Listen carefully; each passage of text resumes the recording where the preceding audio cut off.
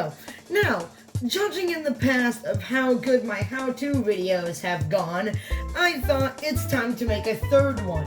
And that is going to be how to fully tear down and put back together an iPod video, also known as the 5th gen, just to put it simply.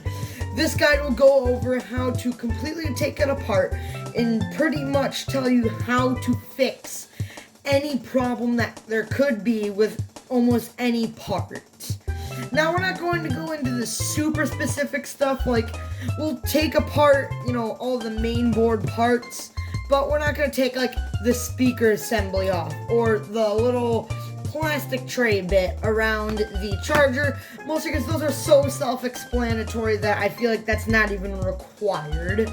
Now, we're also going to go over, like, tools that you'll need, and honestly, the 5th gen is very easy to open, in my opinion. So yeah, with all that said, let's get into today's video. Okay, now first of all, you might not want to do what I'm doing here, and because to open this thing, you generally want a spudger, but I don't have a spudger. I want a spudger though. So I have had to resort to a very tiny flathead screwdriver. This might not always be the best result because, you could scratch it or ding it or dent it, but I've made sure to be as careful as I can, and I'm using the smallest flathead that I can to try to cause the least amount of damage. Once I can actually get some spudgers, I'm going to use spudgers, but this is just what I have. It works good, and I'm able to use it efficiently. So, the nice thing is, what you want to do, you want to reach in here. Find an area where you can get the screwdriver or spudger in, and you'll just kind of pull out. You'll hear a click. Pull out, you'll hear another click. Pull out, you should hear a click soon. I've opened this thing so many times, so the clips are pretty loose on this thing. And then, just keep going, just keep going. Now, you really only actually need to get one side of this, because the thing is, you should just be able to open it all up. Okay, now, this is where you want to take a quick pause. Do not fully tear the case off, because the battery is connected around here and the ribbon cable spans from here and connects to the board. So what you need to do is you need to open it up, find the cable, this is actually where I would prefer a flathead screwdriver, because what you need to do is you need to get the little lever to pop out, and then that should pop it out, and then pull it over to the left. Now you can actually see I've repaired mine, because I like doing that. And when I first got this thing from one of my friends, shout out to you, you know who you are, the battery was completely just dysfunctional. It held the charge for like 6 minutes. So I got this one off the iFixit, hashtag not sponsored, but maybe we should. So, it's got a new battery, it's nice and fresh, and eventually, in the future, I'll make a video on this. I am going to flash mod it with something from iFlash. I'll mostly just probably get the iFlash Solo and grab like a 32 gigabyte SD card, because as you can see, this is only the 30 gig model, so not much. So, now what we're going to do is we're going to show you how to detach the drive, detach this ribbon cable, and start working on this portion of it. What you're going to first do is pull back the hard drive like this. Don't aggressively do it, just kind of get the hard drive and just like that, nicely.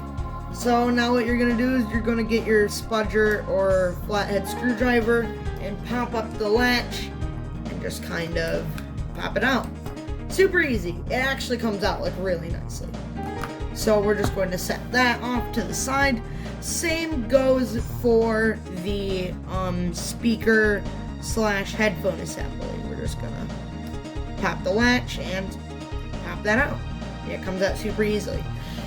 Now, the battery also comes out super easily. There's usually some sticky residue or, sticky whatever you want to call it, like glue on here. So just put some like isopropyl alcohol, I recommend, because that will just kind of dissolve the glue and make it not sticky anymore. Now be careful, because if it's still like sticky and stuff, this which is the ribbon cable, goes under here. So you could, damage that ribbon cable. So, then you'd have to buy more stuff just to repair something that you didn't want to. So make sure to just be careful, or just let the isopropyl alcohol sit for a while. So now we're going to put that off to the side, and now we're going to detach the front. What you're going to want to do is, there are these very small Phillips head screws. You can actually see I lost one because I accidentally flung it out of my fingers. And we're just going to open these one by one. Sorry if I am completely blocking the screen. I'm really bad at this. So yeah, we're just going to want to get the screwdriver in there and just, kind of easily move it. Because the thing is, it's really not that hard to do. And it really only takes a couple seconds. You can also put the screws in the tray. I know mine still has, kind of all the bits in there, but it's okay.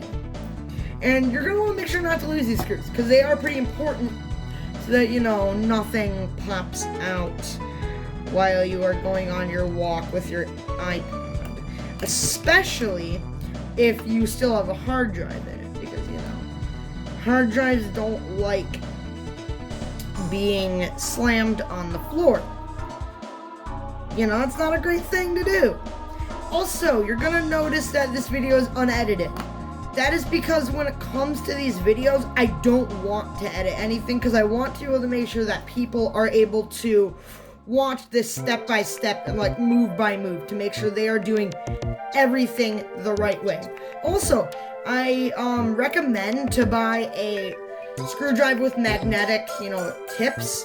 That actually is pretty standard across most screwdrivers, especially ones that are meant for taking apart electronics, an iFixit kit. Those will almost always be, magnetically, tipped. It's just really easy because it makes it so that you can just kind of screw it up and then it'll just pop out with you. Now, what you're going to want to do is, it should be super easy. You can just kind of peel the case away. You can almost just kind of do it like a banana, because it just kind of peels right off. And boom. Okay, so now we have this. You're going to want to kind of do it like this, so that, you don't rip anything. Now you can see I slightly did it the wrong way because the center button for the clip wheel popped out. But that's okay. We'll set that off to the side, and now we have the entire front case off. If you wanted to do some sort of front case, change, get one of those really cool clear ones, or just get a new one because yours is all scratched up, this is where, you'd be able to stop, put a new one in, and just reverse the steps. Now, because everything I'm doing here is, what you can do here, going forward, you can also do it the same in reverse. So once you find your portion of where, you can stop, just stop, replace the part, and go back. So now what we're going to want to do is, we are going to want to make sure we have the screen assembly removed. So we're going to come back to our friend, also known as flathead screwdriver, and we're just going to want to pull up or pull out like this.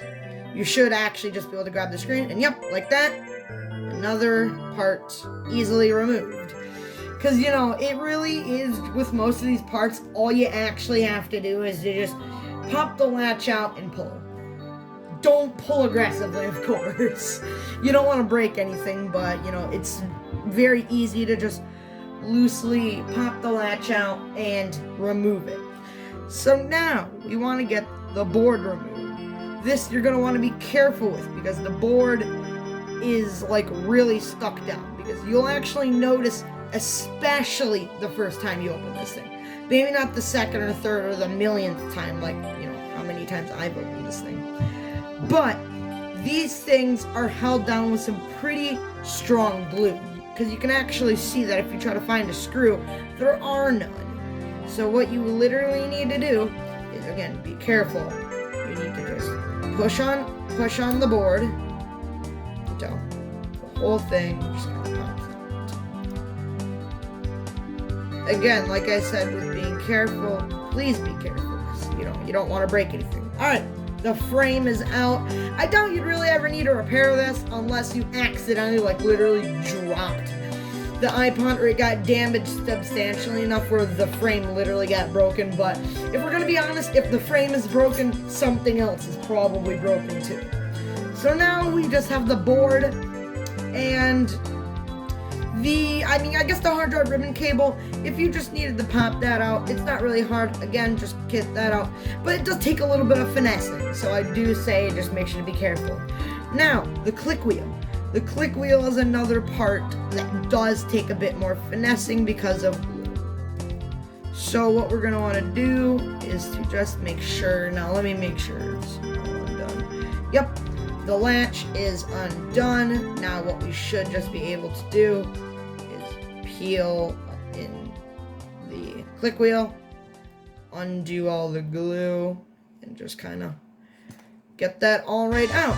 So now, good job. You have pretty much fully disassembled your iPod and probably diagnosed all the issues, because now the motherboard is free and you could, replace that if you need to. So now, let's get to the repair.